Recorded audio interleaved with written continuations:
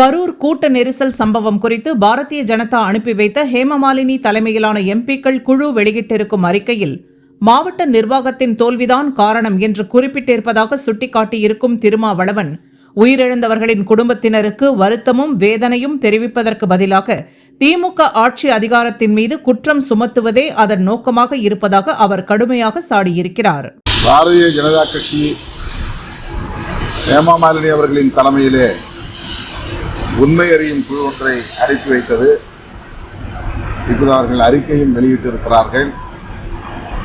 மாவட்ட ஆட்சி நிர்வாகத்தின் தோல்விதான் இதற்கு காரணம் என்று குற்றம் சாட்டியிருக்கிறார்கள். உயிரிழந்தவர்கள் குறித்த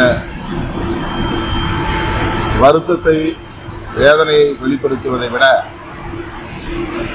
திமுக அரசின் மீது, ஆட்சி நிர்வாகத்தின் மீது குற்றம் சுமத்துவதே அவர்களின் நோக்கம் என்பதை இதிலிருந்து அறிய முடிகிறது. இந்த விவகாரத்தில் முதலமைச்சர் அவர்கள் மேற்கொண்ட நடவடிக்கைகளும் அவருடைய அணுகுமுறைகளும் மிகுந்த பெருந்தன்மை வாய்ந்ததாக அமைந்துள்ளது. கட்சிக்கு அப்பாற்பட்ட நிலையிலும் பலரும் அவரை பாராட்டும் வகையில் அவருடைய நடவடிக்கைகளும் அணுகுமுறைகளும் அமைந்திருந்தன என்கிற நிலையில் பாஜக, RSS உள்ளிட்ட சில அமைப்புகள் வேண்டுமென்றே திட்டமிட்டு இதை ஆதாயம் கருதி அரசியலாக்க முயற்சிக்கிறார்கள். மேனால் முதலமைச்சர், அதிமுக பொதுச் செயலாளர், எதிர்க்கட்சித் தலைவர் திரு எடப்பாடி பழனிசாமி அவர்களும் இதை வைத்து அரசியல் செய்கிறாரே தவிர உண்மை நிலையை நாட்டு மக்களுக்கு உணர்த்த அவர் தயாராக இல்லை என்பது கவலை அளிக்கிறது. நேற்று கவர்னர் பேசும்போது தமிழ்நாடு போராடும் திமுக ஆளுநரின் கூற்று அதிர்ச்சி அடையக்கூடிய ஒன்று அல்ல. அவர் திரும்ப திரும்ப இப்படியே பேசி வருகிறார். இது வழக்கமான ஒன்றுதான், வாடிக்கையான ஒன்றுதான். நீதிமன்றமே அவரை கண்டிக்கும் அளவுக்கு அவர் அதிகார வரம்புகளை மீறி தொடர்ந்து செயல்பட்டு வருகிறார். தமிழ்நாடு முதலமைச்சர் அவர்கள் ஆளுநருக்கு உரிய பதிலடி கொடுத்திருக்கிறார். இனிமேலாவது அவர் இதுபோன்று அரசியல் பேசுவதை கைவிடுவார் என்று நம்புகிறேன். பாஜக விஜய் இடையே கூட்டணி பேச்சுவார்த்தை நடக்குதுன்றாங்க. அது மாதிரி கூட்டணி ஏற்பட வாய்ப்பு இருக்கு. பாஜக விஜய் அவர்களோடு கூட்டணி வைத்துக் கொள்ள வாய்ப்பில்லை என்பது என்னுடைய புரிதல், என்னுடைய நம்பிக்கை.